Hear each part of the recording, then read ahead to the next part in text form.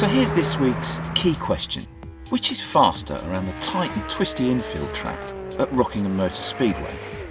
A works Honda BTCC car, a works Honda British Superbike, or a McLaren MP4-12C Spider?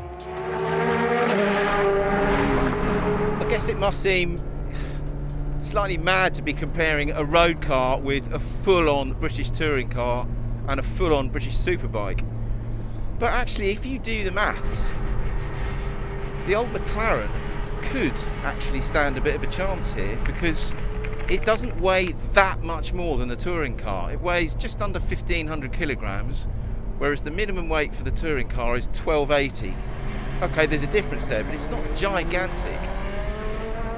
And the trade-off for that is that the McLaren, of course, has 630 odd horsepower, whereas the touring car, they've just told me, only has about 350, maybe 360 if they run a little bit more boost. So really, in a straight line, the McLaren should absolutely demolish the touring car.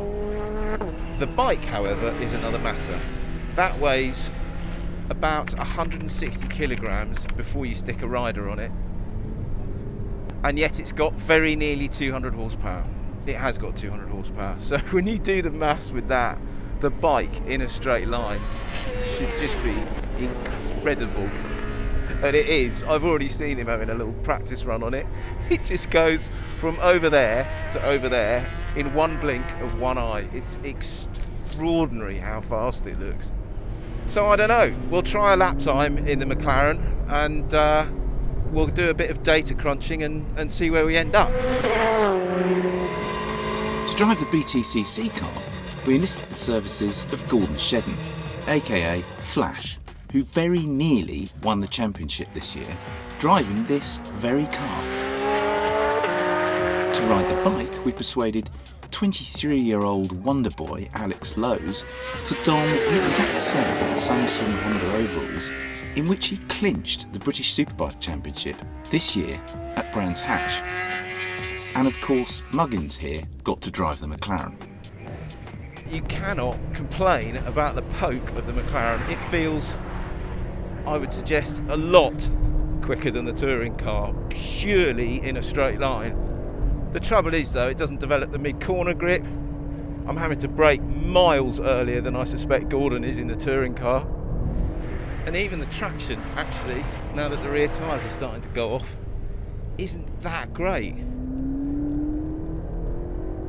I mean, there's no wheel spin there, but I'm not really getting as much as I need from the back end of this car, and now the brakes have just started to go a little bit as well.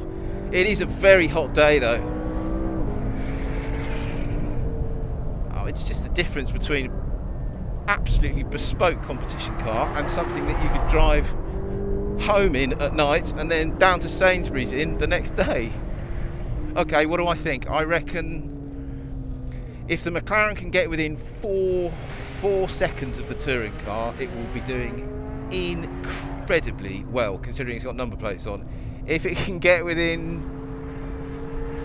8 seconds of the bike, I'll be amazed, because the bike just looks outrageous. Let's see, let's have a look at some data. But before we do that, have a look at this.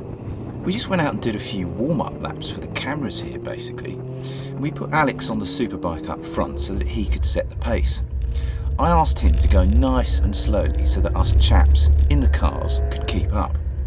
Shedden was just about okay with that in the BTCC car, but I got dropped in the McLaren after about 3 corners, and after that, they just disappeared.